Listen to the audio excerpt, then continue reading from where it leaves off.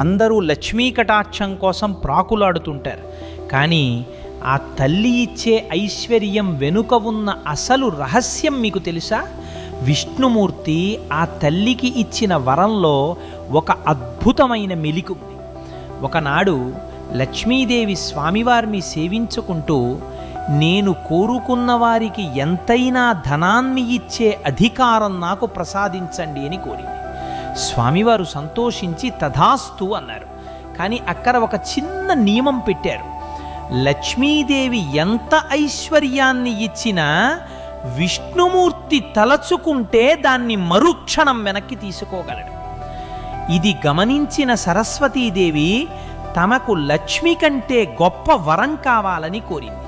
అప్పుడు స్వామివారు, తల్లి, నీవు ఇచ్చే జ్ఞానాన్ని మాత్రం ఈ సృష్టిలో నేను కూడా వెనక్కి తీసుకోలేను అని వరం